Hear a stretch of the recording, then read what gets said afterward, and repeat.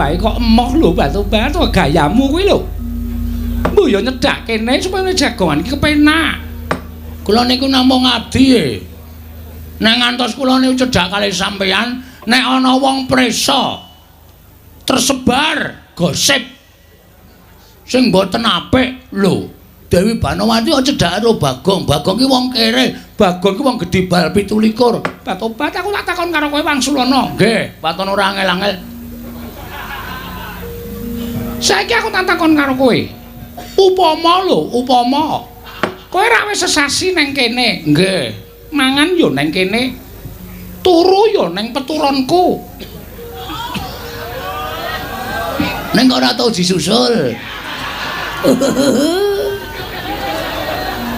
Lah pengenmu disusul apa piye mbok yo engko tak susul engko. Wah, grahan aku iki apa ya kenugrahan apa ya? Kok tanpa kanyono kok ndelelakon sing kaya ngene jan nyenengake tenan. Tobat. Saiki aku tak takon karo kowe Wangsulana. Heeh, nggih. Kowe nang Taman Sari ngene iki seneng apa ora? Seneng. Seneng sebabe apa? Siji cedhak kalih sampean. Iso ngladeni sampeyan minangka kula dados batur Panakawan. Angka loro, abdi Taman Ngastina niku ya apik-apik. Batobat saiki tak takon, kowe milih abdi apa milih juragane? Kabeh. Abdine ya apik-apik. Ha ya kula niku selerane macem-macem. Batobat tutuk watu sirahmu kowe. Bagong, dalem. Batobat, kowe ngerti ora sing tak rasake? Bab napa? Sasuwene kowe durung mapan negara Ngastina kuwi atiku mung nyawang taman. Aku mung tansah nyawang endahing taman, mula suwe-suwe rak ya jeleh. Mung kon nyawang taman, mung kon nyawang endahing Taman Sari Negara Ngastina kuwi suwe-suwe jeleh. Mongko aku ora entuk metu. Aku ora entuk metu saka ing Taman Sari, aku ora entuk dolan menyang endi-endi papan. Aku ora entuk srawung karo emban-emban liyane sing diparengake cedhak karo aku ming emban siji loro sing entuk palirae anak Sinuwun Prabu Duryudana. Nggih. Ning bareng kowe nang kene atiku seneng Bagong, atiku bungah.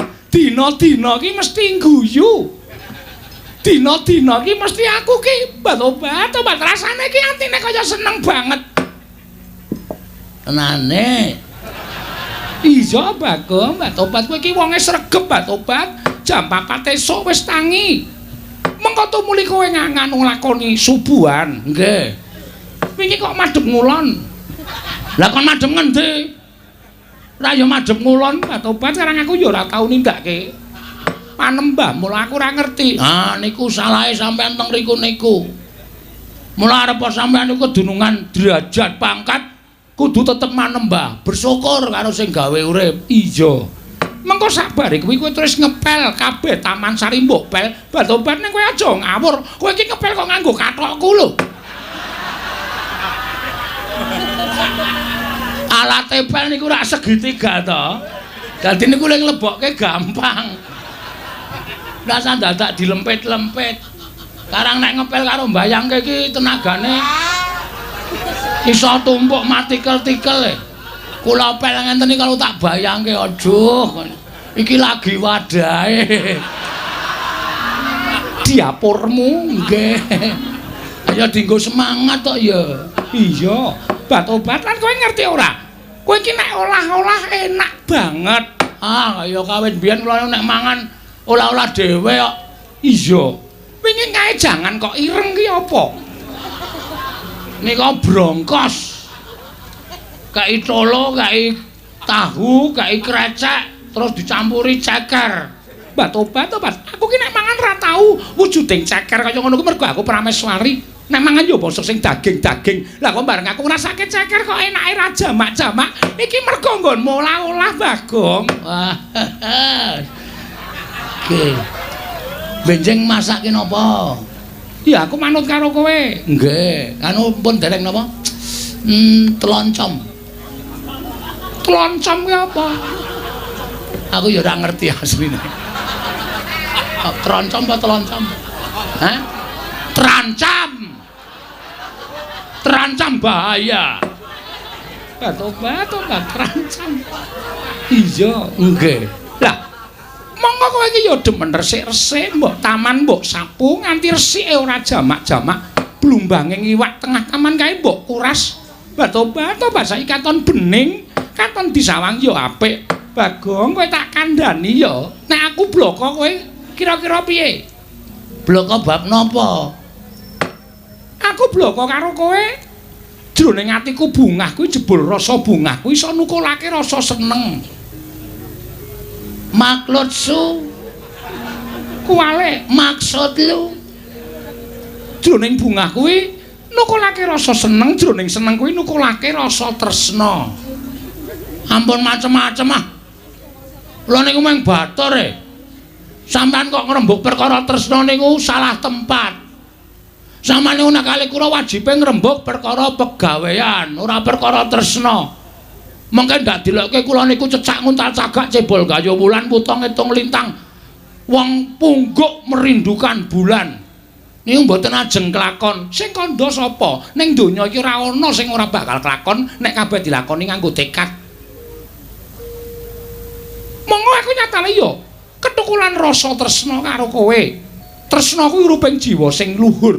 Tresna kuwi ruping jiwa sing suci. Tresna kuwi paringane sing gawe urip. Tresna kuwi ora iso ditolak. Tresna kuwi ora iso dibalak. Tresna isane mung dirasake. Tresna kuwi ora pilih derajat pangkat. Naden aku tresnani wong loro saudon telu saurupan. Upamane aku tresnani karo kawula, mongko rupane elek, nek Gusti keparang maringake rasa tresna karo aku, aku ora iso nggone bakal duwa, Bagong. Manesmu, arep apa? Arep apa? Arep gandrung ya. Lah nuwun sewu niku mengke gek mengapusi kula. Biasane sampeyan niku wong duwe, sampeyan niku wong sugih, sampeyan niku wong duwe derajat pangkat, niku mung mempermainkan kaya kula niku ya keloro-loro tiwas kene tresna tenan, mengko sampeyan tertawa di balik badanku. Sampeyan tegese mung guyu nyekikik karo tak apusi kowe. Apa ora keloro-loro? Tobat. Saiki kowe njaluk bukti apa? Saiki njaluk bukti apa? Wis kowe ngomong njaluk bukti apa? Wah, ampun cedhak-cedhak. Kula niku galak. Kula niku aja kok nyawang wong wedok mambu parfume. Pikiran kula wis tekan ndi-ndi. Tenan niku. Monggo parfum sampean enak kabeh. Kowe wingi nganggo to? Tak semprotke to? Nggih. Jenengene nolong kowe. Ora apik nganggo parfum wong wedok. Ah karang ambune wangi. Wis gage wangsulana piye? Aku butuh wangsulanmu saiki. Ngeten lho Sin Anandara Banawati. Iya, sampeyan kuwi kagungan garwa Prabu Duryudana. Aku wis ra tresna. Lho. Aku wis ra seneng. Gagah kaya ngono, gagane ra iso atos.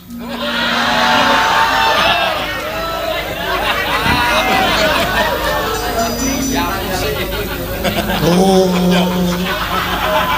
Dadi masalahe kuwi to. Mula kula mlebu patenggane sampeyan kalih Prabu Duryudana kok teng pundi-pundi teng Slebar.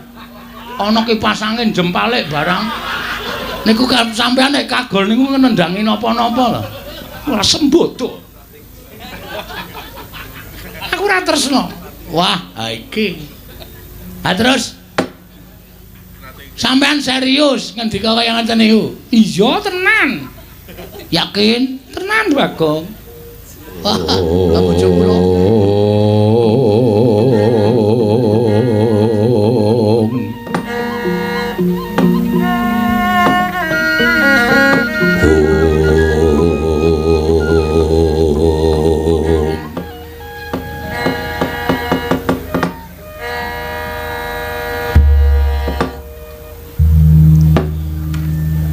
Nuwun amit pasang kaliman tabi dina bina ing lho duni dumawahing tawang tuwang sinuwun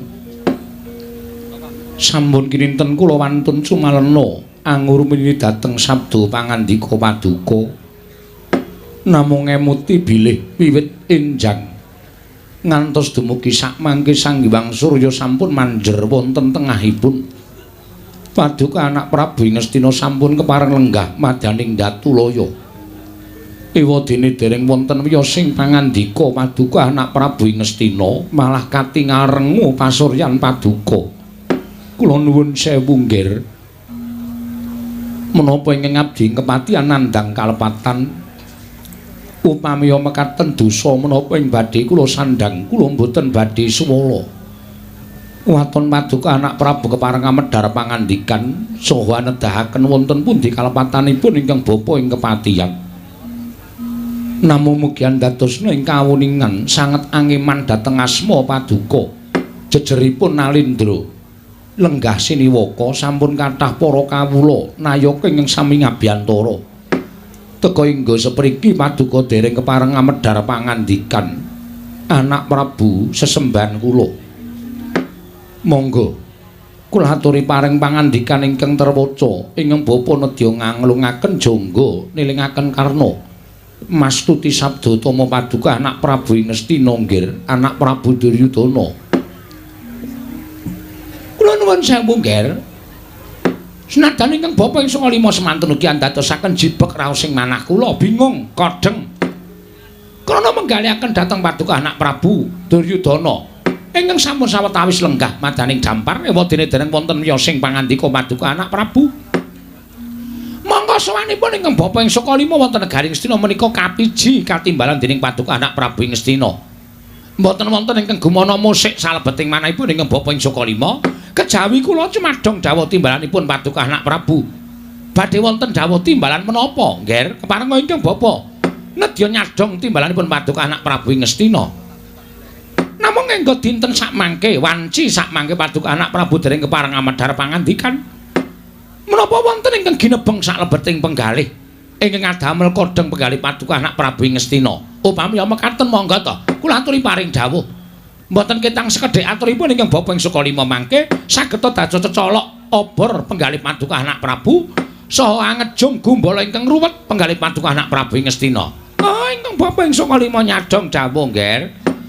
Sampun ngantos kados mekaten mangke mindhak dados reraosanipun para kawula sak negari Ngastina ing atasipun Paduka menika Nalindra Gung Binathara lenggah siniwaka teka mboten paring pangandikan dipun antu-antu wiyosing pangandika Paduka anak Prabu dhateng sangganing para kawula nayaka lan para punggawa negari Ngastina menika nggih anak Prabu Duryudana jagat wasisaning Ubathara wayah tur jagat yayi kula nyuwun pangapunten.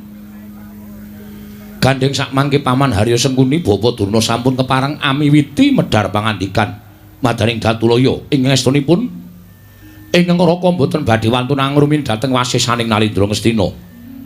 Namung gandeng Paman Sengkuni tuwin Bapa Durna sampun kepareng medhar pangandikan. Kaselak nata ling raos munjuk atur ngersa Paduka Yayi Prabu Ngastina. Wonten menapa Yayi? Dinten samangke Paduka Yayi Prabu kepareng nimbali dhateng wisawanipun ing raka ing Mandura.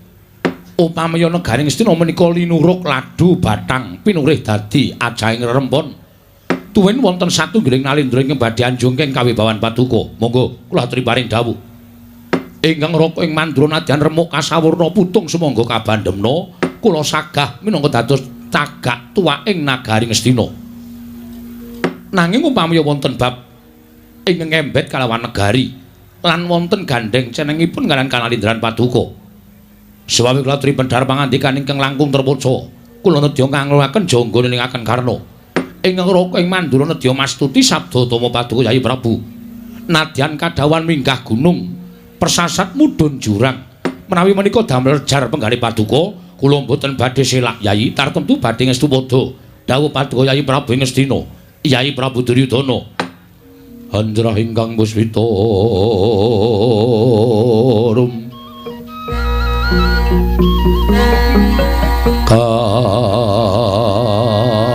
kasilring samirana mrit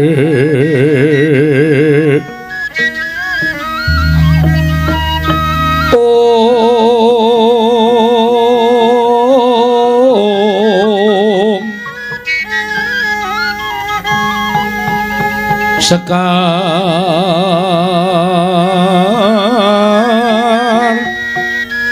gadung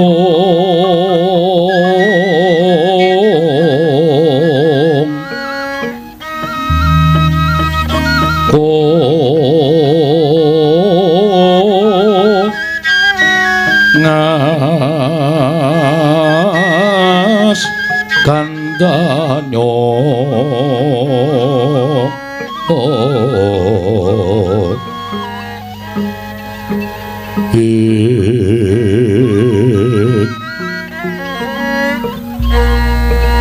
maweh raras renaning driya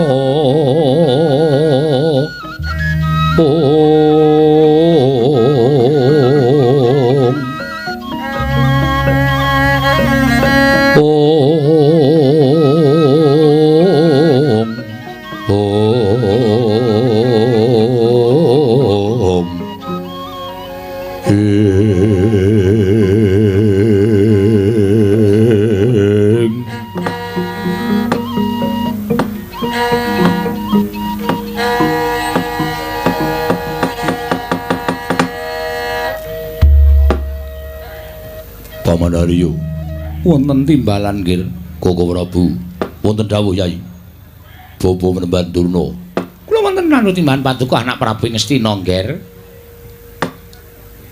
dinten samangke sareng kula nyumurupi dhateng agelaring para kawula Nayaka lan Punggawa miwah lenggahipun para sepuh wonten negari Ngastina pangraos kula pasewakan menika kadhi kula bibaraken lho mangke rumiyin ingkang nimbali sowanipun ingkang bapa ing kepatihan menika Paduka anak Prabu teka Paduka paring dawuh ingkang mekaten nggih krana sareng kula nyumurupi kathahing para Nayaka lan Punggawa kathahing para pinisepuh ingkang sami lenggah madyaning Datulaya saestu boten dadosaken lejar raosing manah kula Yayi kula wonten dawuh menawi wonten perkawis tumuli kababarna boten prayogi menawi wonten bab ingkang ginebeng salebeting penggalih tumuli Paduka penggalih piyambak menika mboten prayogi alit Paduka badhe dipun gegasah dhateng perkawis menika agengipun badhe ngembet dhateng kesarasanipun Paduka Yai Prabu Ngastina mila kedah dipun ngendikaaken monggo dipun petang-petang tuwin dipun gelar sarta dipun gulung kados pundi mangke menawi wonten bab ingkang dados ribet penggalih Paduka tumuli dipun padosi caranipun supados perkawis menika kala wau tumuli wudhar Koko Prabu wonten dawuh perkawis menika mboten ngembet perkawis negari perkawis menika mboten ngembet perkawis kanalindranipun ingkang rayi ing Ngastina sebab perkawis menika perkawis kulawarga kasinggihan mekaten paribasanipun sampun pepes bayu kang tapis kula gesang menika sampun boten wonten ginanipun kula dados nalindra menika sampun muspra tanpa guna ingkang kula ajab pripun carane supaya Duryudana dicupet umure aja nganti kedawa-dawa anggenipun kula gumelar wonten ing jagat Wiladalah mangke teka kados mekaten miyosing pangandika Paduka Yai Prabu menika mengku suraos ing kados pundi lan wonten perkawis menapa Koko Prabu Paduka pirsa piyambak bilih gesang kula wonten ing alam padang dados nalindra mukti ngawi Banyakrawati mbau dendha derajat pangkat kanalindran bondo bandhu ingkang kula sandhang menika boten wonten menapa menapanipun lan boten wonten ingkang kula raosaken menawi sak mangke kegiatan kula sampun boten wonten wonten kegiatanipun Duryudana menika boten sanes kejawi namung dumunung dhateng Prameswari negari Ngastina inggih menika pun Yayi Ratu Banowati Wiladalah samangke sampun saged kula gagapi bilih perkawis menika ngembet dhateng ingkang rayipun Yayi Ratu Banowati kasinggihan mekaten sampun wonten setunggal candra menika solah selaganipun inggih menika pun Yayi Ratu Banowati beneh kelaradat ingkang sampun solah selaganipun Banowati menika sampun benten saben dinten pendak-pendak kula caketi tansah anebih mboten nate purun ngladosi sak tataning garwa dhateng guru lagi nalika kula sare sesarengan kula tansah dipun singkur pendak-pendak kula ajab pirembagan tartemtu anggenipun paring wangsulan dhateng ingkang rayipun Duryudana menika namung setunggal kali kecap mboten nate kathah-kathah anggenipun paring pangandikan mongko adat sabenipun mboten kados mekaten Koko Prabu solah selaganipun Yayi Ratu Banowati mekaten menika kala wau tuwuh tandha pitaken salebeting manah menapa Prameswari Ngastina Yai Ratu Banowati sampun boten tresna kaliyan ingkang rayipun Duryudana. Upami mekaten Koko Prabu, mugi kula ajaran nedahaken wonten pundi margi ingkang pantes kinarya nyupet dhateng yuswanipun ingkang rayi. Kula badhe pados margining pejah. Kula boten badhe kiyat gesang wonten ing alam padang menawi kedah kapedhotan katresnan kaliyan Yai Ratu Banowati. Ing nyatanipun kula petang-petang jebul pinanggihipun solah slaganipun pawestring kados mekaten menika krana sampun boten tresna kaliyan ingkang rayipun Ngastina. Koko Prabu, lelampan kula menika kados pundi? Kula aturaken ing ajeng nadyan kula menika kebekan derajat pangkat bondo turah ning menawi boten sinanding katresnanipun garwa persasat wastra lungsep ning sampiran sarah mungging lautan boten wonten ginanipun. Mila wonten ing pasewakan menika badhe kula aturaken dinten sak mangke sampun muspra gesang kula wonten ing alam padang. Sinten ingkang kersa kula titipi negari Ngastina, kula badhe pados margining pejah. Jalaran kula sampun koncatan katresnan. Yai Ratu Banowati sampun boten tresna kaliyan ingkang rayipun Duryudana. Koko Prabu, wiladalah sabar, sabar Yai. Kula nyuwun pangapunten.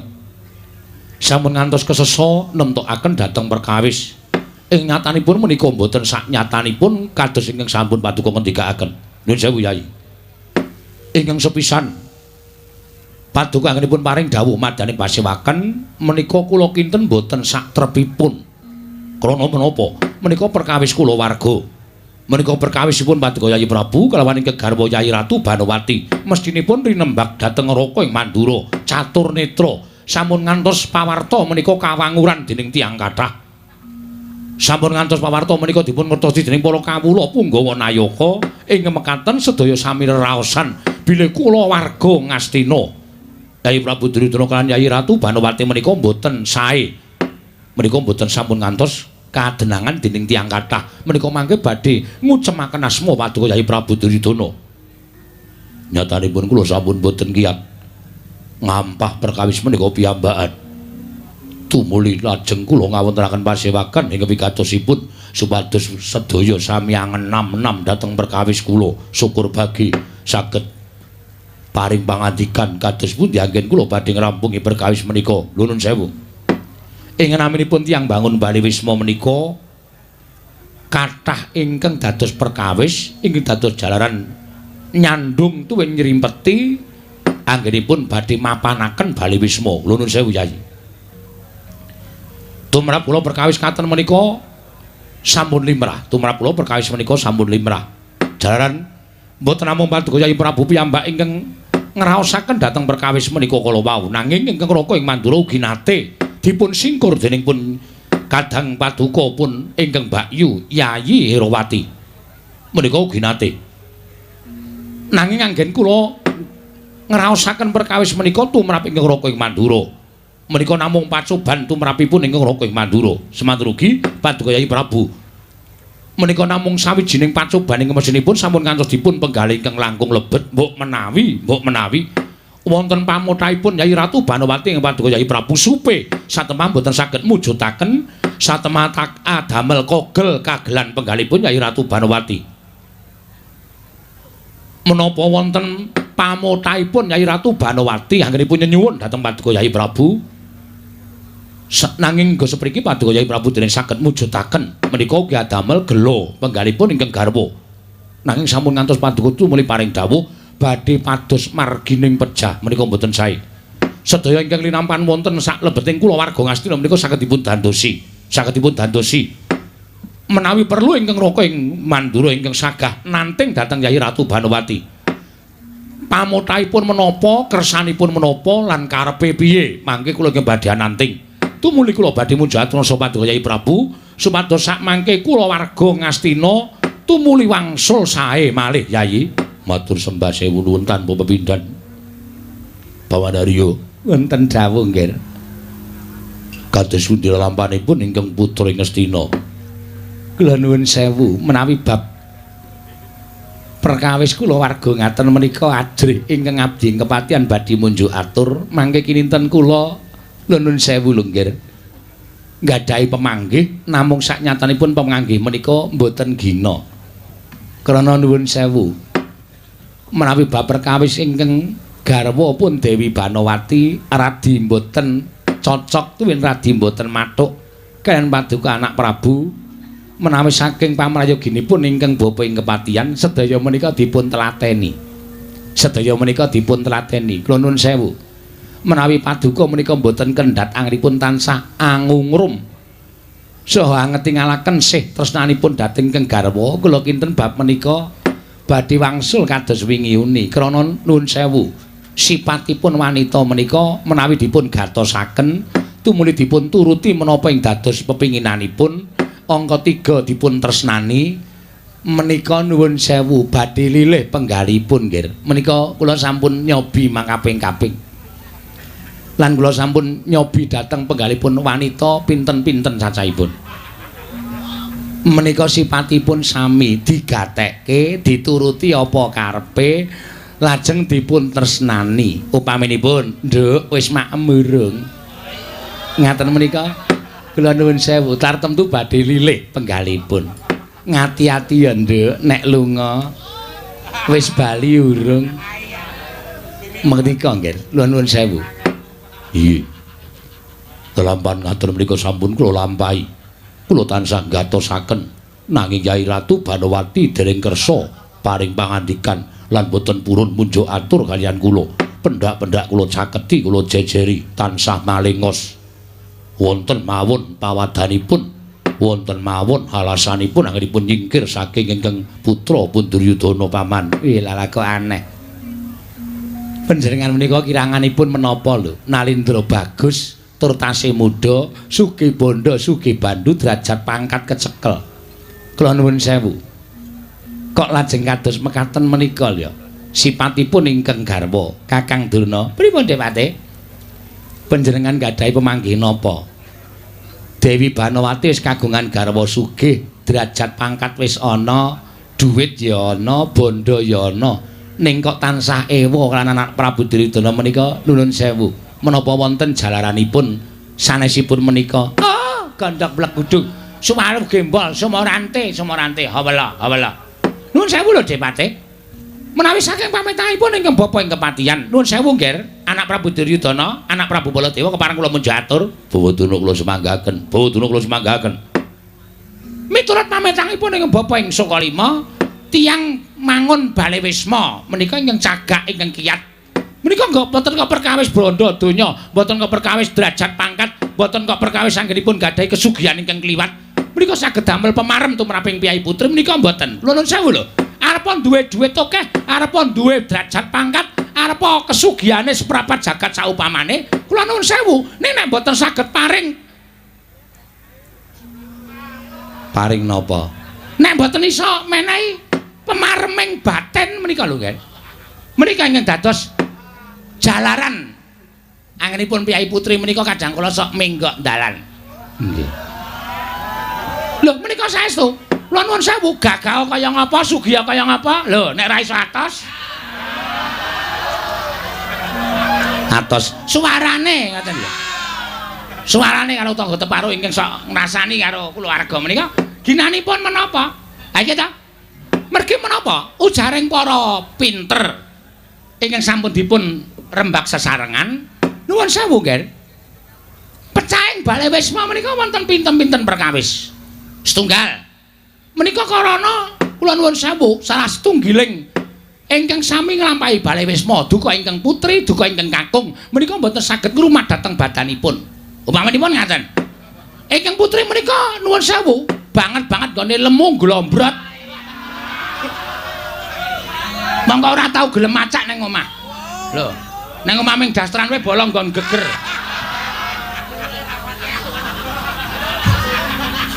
Wong wedok kok punuke papat. Kula nuwun sewu menika dados jalaran tiyang kakung menika tumuli tresna dhateng tiyang sanes. Kula nuwun sewu lho, Nger. Ning omah mung dimasake jangan tira mongko ning jaba ana gudheg, ana troncom, ana sak piturute. Menika kula nuwun sewu. Menika ki dados sarana piyai kakung menika tumuli penggok margi. Semanten ugi sing lanang. Sing lanang nek mung sakepenake dhewe, lho, Copi, ora gelem dandan ning omah. mongko ya ora tau gelem besus. Ning omah ming ngeler silah gundul randi rambut. Nggih. Sarungan tok mongko ampeke ora jamak-jamak. Menika wong wadon ya sosok kadang kala jeleh nyawang karo sing lanang. Nuwun sewu lho, kula mboten kok ngebotaken ingkang putri menapa ingkang kakung sedaya kula cariyosaken.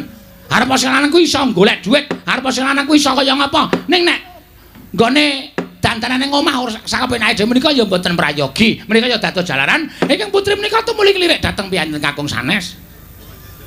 Mekaten Bapak Durna. Nggih. Pemanggihipun Bapak Durna menika ketemu nalar. Lho, ketemu nalar saestu, saestu. Kula nuwun sewu.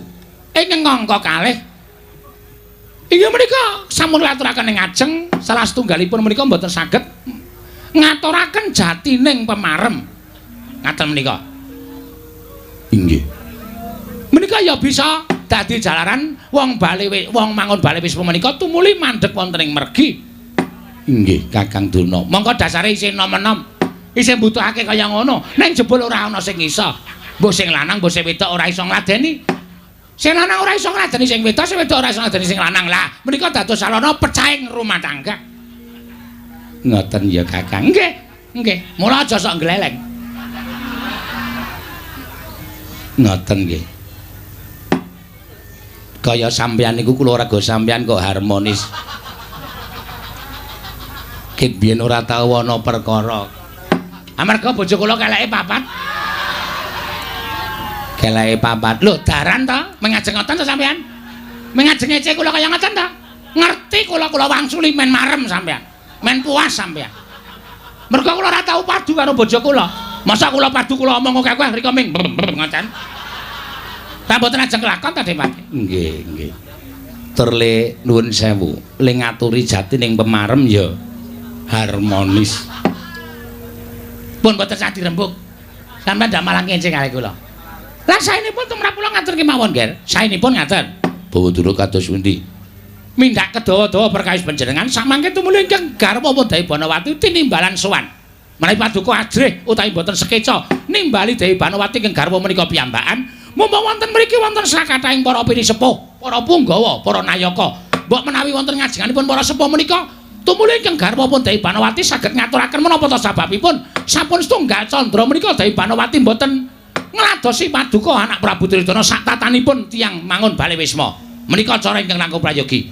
Tartemtu Dewi Banawati badhe isin menawi wonten ngajenganipun anak Prabu Baladewa, wonten ngajenganipun Adipante Harya Senguni lan wonten ngajenganipun ingkang Bapa ing Sukalima. Mbok menawi mangke Dewi Banawati saged waloka dhateng paduka anak Prabu ing Ngastina, Nger. Sidhem jroning pasewakan Wadyagung tanpa sapawa.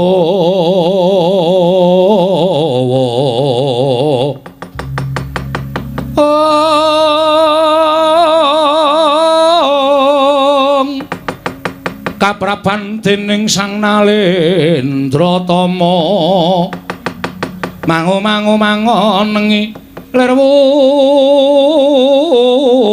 sing duka cipta ber putih mandana raras ing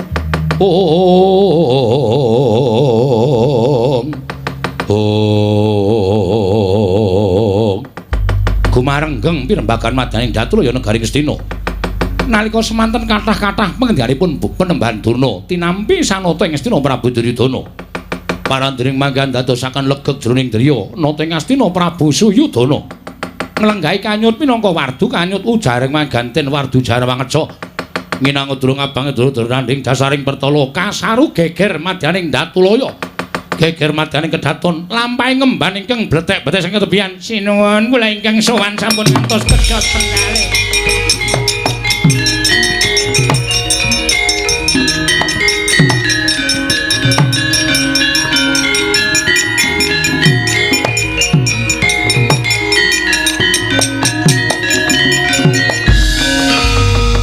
Ban mlayu-mlayu gawe kaget.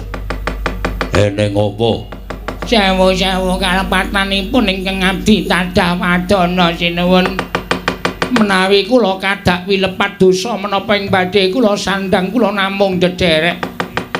Namung estunipun menika wigati anggen kula munjuk atung ngersa paduka Sang Nata. Eneng apa? Apa ingkang dumadi madyaning Kedaton, apa ingkang dumadi madyaning Taman Sari. Ora pangling kowe ingkang tansah ngladeni kalawan Yai Ratu Banowati. Kasinggihan mekaten mugi antadosna ing kawuningan sejatosipun kula mboten wantun matur nanging anjagi dhateng Kanalindran Paduka. Sastarta asma Paduka Gusti kula sanata paripaksa kula munjuk atur. Nuwun sewu sinuwun nalika semanten kula medal sak ngajenging kori patengganipun ingkang garwa Dewi Banowati. Boten kanthi kasengaja kula nglirik sak lebeting patenggan. Kula nuwun sewu ketingal sukunipun wonten setunggiling priya ingkang sare wonten patengganipun Dewi Banowati. Lanang apa wedok? Jaler sinuwun wulunipun kathah. Jaler sinuwun estu kula mboten badhe ngatur dara dawah kalenggak nata ngastina.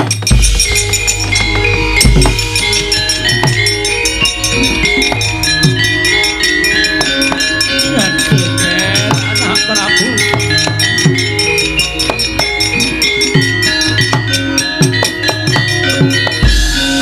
Anak Prabu.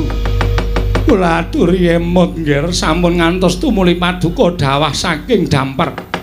Dipun mresani sangganing para kawula semanten kathahipun. Yayi kula tremut, Yayi kula tremut. Oh, nggih, dipun tabahaken penggalipun. Dipun kiyataken penggalipun. Mbok menawi menika abdi ingkang matur menika kelentu anggenipun nyawang. Mangke menawi ngantos abdi menika kelentu anggenipun nyawang dipun kethok jaganipun kemawon. Sampun damel kodheng penggalih paduka anak Prabu Ngastina. Nggih, kados pundi? Paman. Kula nyuwun ngampil pusakanipun Paman Sengguni. Kula badhe suduk salira. Cetha nek sesasi niki sing kula rasake kepara nyata. Bojo kula Banowati wis ngeliya. Bojo kula wis ora tresna kalih kula nyatane nglebokke menungsa teng patenggan Taman Sari. Wis ora ana gunane kula urip ana ing alam padang. Yayi, lenggah pleng badhe niti priksa, Yayi.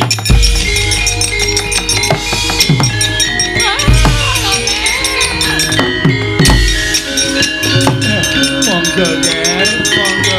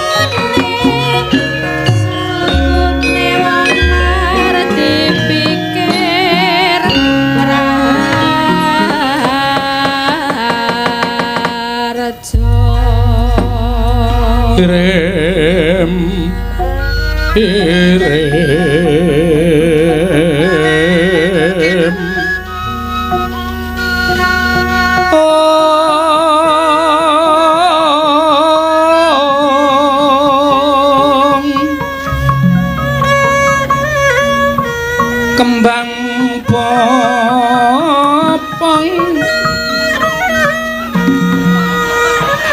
terateba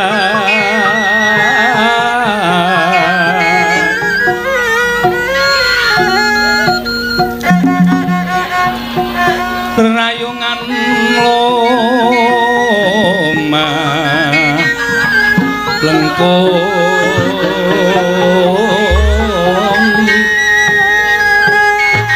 tumalong romambat yan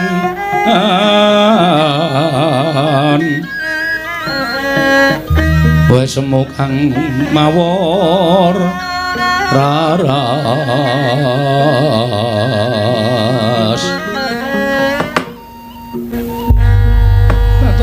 tobat wong kon nyedak wae kok emoh lho tobat gayamu kuwi lho mbok yo nyedak kene supaya jagongan iki kepenak kula niku namung ngabdi nek ngantos kula niku cedak kalih sampeyan nek ana wong presa tersebar gosip sing mboten apik lho Dewi Banowati kok cedhake karo Bagong ki wong kere Bagong ki wong gedhe bal 17 Batobat aku tak takon karo kowe Wangsulana nggih waton ora angel-angel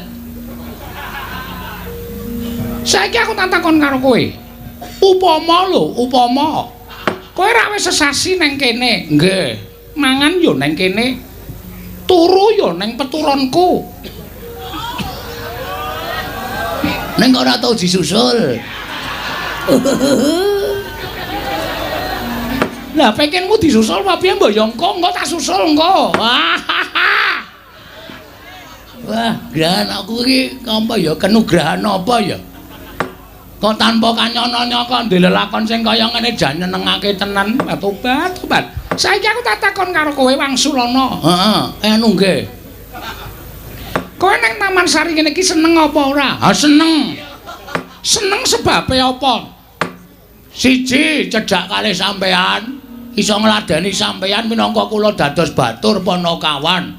Angka loro, abdi Taman Ngastina niku ya apik-apik.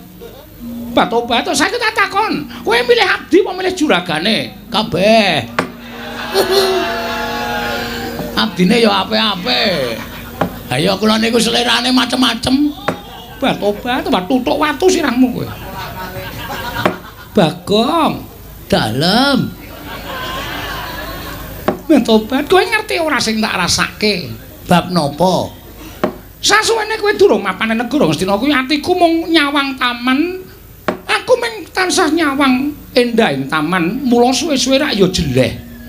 Mengko nyawang taman, mengko nyawang endahing Taman Sari Negara Ngastina kuwi suwe-suwe jeleh mongko aku ora entuk metu saka ing Taman Sari aku ora entuk dolan menyang endi papan aku ora entuk srawung karo emban-emban liyane sing diparengake cedhak karo aku mingemban siji loro sing entuk palirae anak Sinuwun Prabu Duryudana nggih ning bareng kowe nang kene atiku seneng Bagong atiku bungah dina-dina iki mesti guyu dina-dina iki mesti aku ki batobat rasane ki atine kaya seneng banget. Tenane. Iya Bagong, batobat kowe iki wonge sregep batobat. Jam 4 esuk wis tangi. Mengko tumuli kowe nganu nglakoni subuhan, nggih. Wingi kok madhep ngulon. Lah kon madhep ngendi? Ora ya madhep ngulon batobat karang aku ya ora tau nindakake. Panembah mula aku ora ngerti. Ah niku salahe sampean teng riku niku. Mula arep sampean niku kedunungan derajat pangkat kudu tetep manembah, bersyukur karo sing gawe urip. Iya. Mengko sabare kuwi kowe terus ngepel kabeh Taman Sari mbok pel. Batobat ning kowe aja ngawur. Kowe iki ngepel kok nganggo kathokku lho. Alat pel niku rak segitiga to. Dadi niku lek nglebokke gampang. Rasa dadak dilempit-lempit. Karang nek ngepel karo mbayangke iki tenagane iso tumpuk matikel-tikel. Kula pel ngenten iki kalau tak bayangke aduh. Iki lagi wadahe. Diapurmu nggih. Ya dienggo semangat tok ya. Iya, Batobat lan kowe ngerti ora? Kowe iki nek olah-olah enak banget. Ah, kaya kawin biyen kula nek mangan olah-olah dhewe kok. Iya. Wingi kae jangan kok ireng ki apa? Nika brongkos. Kai tolo, kai tahu, kai krecek, terus dicampuri ceker. Batobat, aku ki nek mangan ra tau wujuding ceker kaya ngono ku mergo aku prameswari. Nek mangan yo basa sing daging-daging. Lah kok bareng aku ngrasake ceker kok enake ra jamak-jamak. Iki mergo nggonmu olah-olah Bagong. Wah. Oke. Benjing masake napa? Ya aku manut karo kowe. Nggih, anu pun dereng napa? Teloncom. Teloncom ki apa? Aku ya ora ngerti asline. Teroncom apa teloncom? Hah? Terancam. Terancam bahaya. Batobat terancam. Iya, nggih. Lah, monggo kowe iki ya demen resik-resik, mbok taman mbok sapu nganti resike ora jamak-jamak. Blumbanging iwak tengah taman kae mbok kuras. Batobat saiki katon bening, katon disawang ya apik. Bagong kowe tak kandhani ya. Nek aku bloko kowe kira-kira piye? Bloko bab napa? Aku bloko karo kowe jroning atiku bungah kuwi jebul rasa bungah kuwi iso nukulake rasa seneng. Makludsu kuwale maksud lu jroning bungah kuwi nukulake rasa seneng, jroning seneng kuwi nukulake rasa tresna. Ampun macem-macem ah. Lha niku mung batur e. Sampeyan kok ngrembug perkara tresna niku salah tempat. Sampeyan niku nek kali kula wajibe ngrembug perkara pegawean, ora perkara tresna. Mengke ndak dilokke kula niku cecak nguntal cagak cebol gayo wulan putong ngitung lintang. Wong pungguk merindukan bulan. Niku mboten ajeng kelakon. Sing kandha sapa? Ning donya iki ora ana sing ora bakal kelakon nek kabeh dilakoni nganggo tekad. Monggo aku nyatane yo ketukulan rasa tresna karo kowe. Tresna kuwi ruping jiwa sing luhur. Tresna kuwi ruping jiwa sing suci. Tresna kuwi paringane sing gawe urip. Tresna kuwi ora iso ditolak. Tresna kuwi ora iso dibalak. Tresna isane mung dirasake. Tresna kuwi ora pilih derajat pangkat. Nadyan aku tresnani wong loro saudon telu saurupan. Upamane aku tresnani karo kawula, mongko rupane elek. Nek Gusti keparang maringake rasa tresna karo aku, aku ora iso nggone bakal duwa, Bagong. Manesmu arep apa? Arep apa? Arep gandrung ya.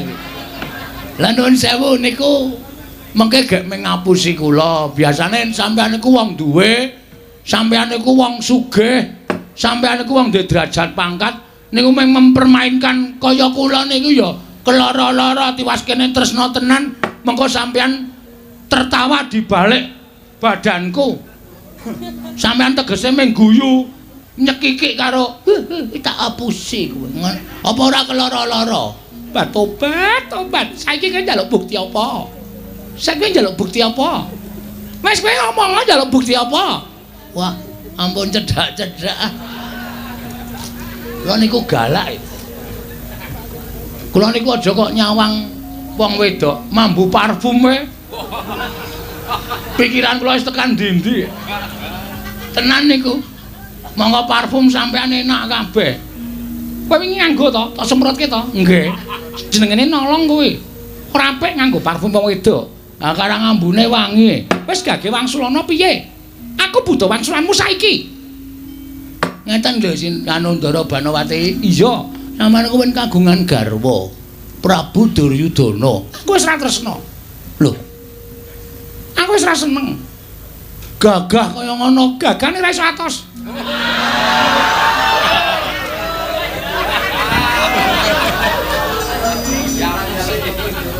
Oh. Dadi masalahe kuwi to. Mula kula mlebu patenggane sampean kali Prabu Duryudana kok teng pundi-pundi teng slebar. Ana kipas angin jempalik barang. Niku sampean nek kagol niku nendhangi napa-napa lho. Ora sembodo. Aku ora tresna. Wah, ha iki. Ha terus sampean serius ngendika kaya ngoten niku? Iya tenan. Yakin? Tenan Bagong. Wah, ha bojo kula Manut sakarepmu. kula patenane sik nggih. Aja dipateni, Mbak Tobat. Lagi dinggo lebah. Dagelan kuno. Ning yo piye carane ditembungke? Bojomu diwayu Banowati no gelem ra? Mesti gelem wong bojomu elek to? Nggih. Bojomu ki mesti elek rumangsane elek, diwayu karo wong ayu mesti gelem. Ngono ora gelem tak tutukane. Aja. Anak kula Manut. tak titipke panti asuhan ya. Mbak Tobat ayo ditepuk panti asuhan. Diakoke nek bapakne mudhar mbokne mudhar. Wis ngono mawon beres malah ora ragat. Asik lho niku. Saiki kowe piye? Aku butuh jawabanmu, butuh wangsulamu, ndak selak kemrangsang pikirku. Wong turu ya wis ning patunggonku barang kok. Sapenake dhewe mongko nek esuk ya tak gugat kok kowe. Bagong tangi, Bagong tangi. Nggih.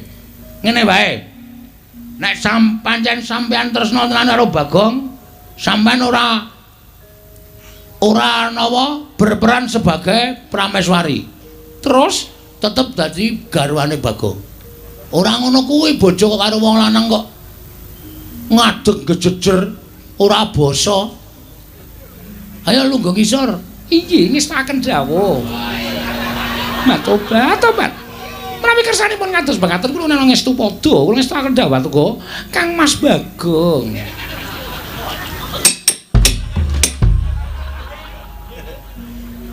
Wah. Iki aku ngimpi apa ya iki? Ande bojo ayu ngene iki malah kisruh aku. Wis asli. Banowati Dalem wonten dawuh Kakang Mas. wah, jan kowe tresna tenan karo aku, Diamond. Diajeng. Heeh, diajeng. Aku anu gugup aku ki gugup tenan iki. Wah, jan iki nek ora tuku. Ora tuku plikita. Pil kita. Ora bakal kuat aku. Tobat. Banowati Wonten dawuh. kowe tresna tenan karo aku. Inggih saestu. Upama aku lara, Kula tansah nderek sakit. Kula badhe nyakiti dhateng awak kula piyambak. upama aku darah tinggi, Kula badhe nedha iwak kambing sak kata-kataipun. Sepatus kula nggih nderek darah tinggi. upama aku asam lambung, Kula badhe nedha kecut-kecutan saoke-oke men aku ya asam lambung. kowe biar nek ngono tresna tenan karo kowe ya. Nek aku maem donat,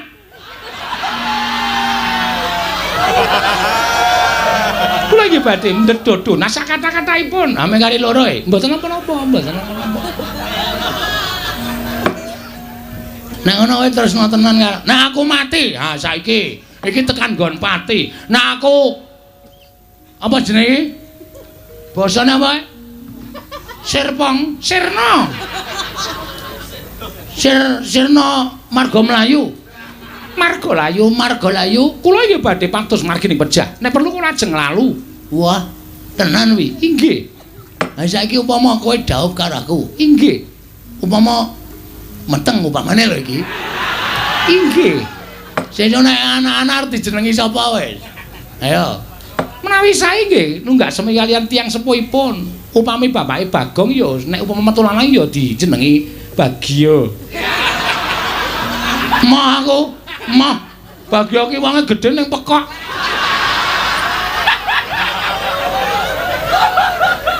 Lah menapa Baron? Ah, loro kuwi aja.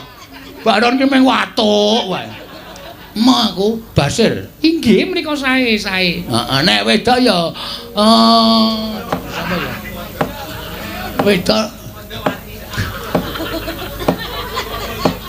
Angel lho nek wedok nganggo bagi. Ciluba. Inggih menika ugi sae. Sae kemawon. Wah, jan. Kira-kira pengen ndi anak pira kowe? Menawi sae menika anu mitra dhateng aturanipun negaring Stra menika namung kalih. Kabeh. Kabeh. Aku mongko pengen ndi anak akeh. Nderek mawon. Oh iso nang ngene anake umur sesasi kowe metengna ya. Batobat malah ya dinteni sik ya. Dur kesusu-susu lho. Ha selak tuwa. Selak ra iso ngapa-ngapa pokoke garing pangan.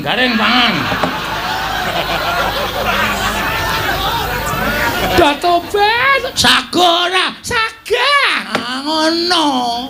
Permintaane suami iki adalah apa ya? Ken kudu dileksanani. Wong wedok ora ngladeni karo wong lanang mati cemplung neraka. Durhaka. Inggih ngestaken dawuh. Rada nyedak rene. Lah rak ngaten kenapa nyedak ya mok kok panjenengan nika. Ha saiki aku gelem kok. Inggih. Kowe ya wis muni tresno karo aku kok. Inggih ngestaken dawuh. Aduh, iki nang laler iki kowe. Kurang ajar kok an. Tobat sampun ngantos kula dipun encoki laler Aja aku urung mencoke. Lalere wis mencok. Mong aku nek mencok suwe. Inggih. Inggih sakersa panjenengan. Heeh. Wajan. Delok tangane. Inggih monggo kok ping tangan lho sing dijaluk apa wae dijaluk tak weneke kok. Lha kuwi engko. Saiki tangan sik. Waduh haluse jan. Beda karo tangane bojoku. Inggih. Bojoku ki wong wedok tangane sak muntu-muntu. Mbah, paling turunan gendruwo wae. Wong biyen aku nemu nang ngisor papringan kok. Inggih, wong bareng entuk wong ayu aja bojone disia-sia. Ya ora ya tetep tak tresnani kabeh. Inggih. Ning ya aku jotok pengen nyambut gawe ya. Aku ki nek lara nyambut gawe awakku lara kabeh. Inggih. Ning napa ya wangun garwane Debanawati kok umbah-umbah ngangsu barang. Kuwi gaweanku. Ora kena tok penging.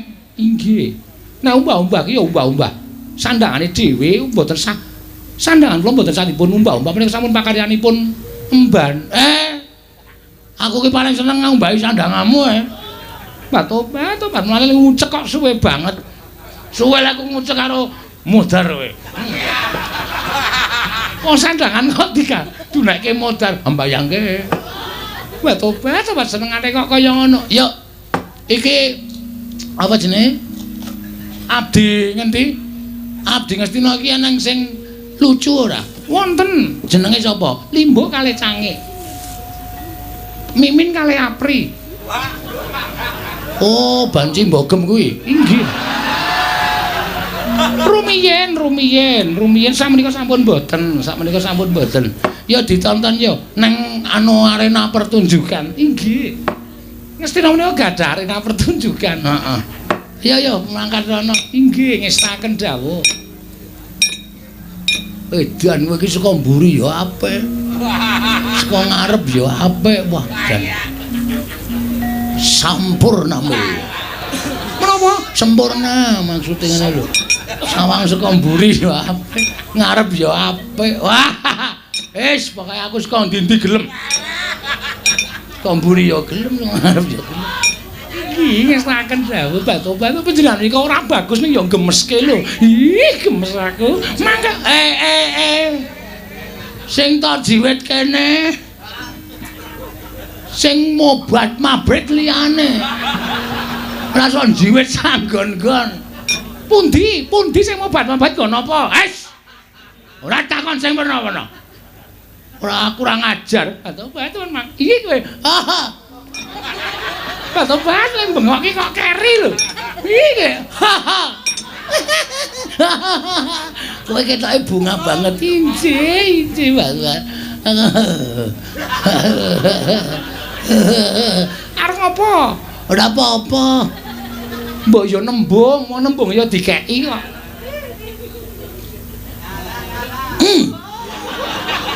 Ngopo? Ngopo pilek apa piye? Wah! Ora tanggap. Ngesun. Enak ya. Pareng mawon ora entuk mergo apa kok ya. Wong ya karo calon bojone kok. Benjang lepun lijab teng pundi? Kau ae sing murah. Ya, rasa ngedunke. Kau ae sing murah. Mangkat wong loro, seksine golek wong nang njaba. Kunci ngesnaken dawuh. Lho. Ngelimpe, kurang ajar. Ih, kowe aja ngono, Banowati, cucukane dhewe. Mboten napa-napa ning nembung. Aku wis nembung ora dikek-keki. Kowe nglali-lali. Monggo, panggenan pundi? Monggo panggenan pundi? Sik aku malah deg-degan. Kok dadi detak jantungku banter banget aku. Dilegani mung ora njur kendho.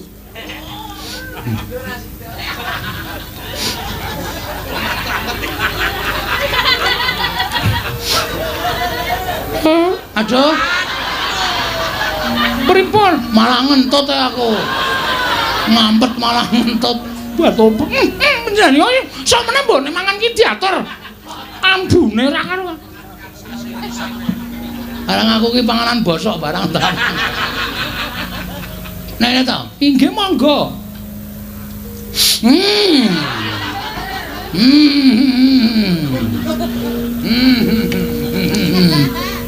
Kok malah lunga lho.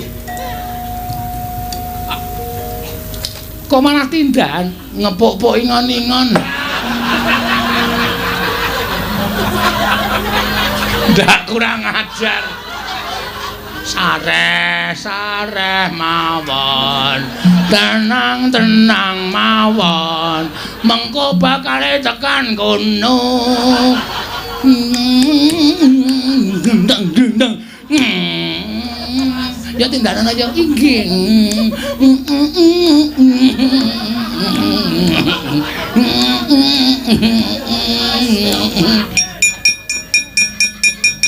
Ora ditebih wis ora apa-apa, ayo ditenani engko ndak serat ditenteni Limbo Cange men pentas sithik, mengko bareng tonton Limbo Cange kan awak dhewe iso melaksanakan. Inggih ngestaken. Oh ya, inggih ngestaken dawuh. Ya mangkane Banowati, monggo. Pangeran Bagong nek piyai putu nek nyeluk guru lakine nek piyai rak pangeran. Inggih monggo pangeran kula dherekaken. Gandeng astaku. Monggo kula gandeng cengel. Monggo, ayo mangkat bareng karo aku Banowati.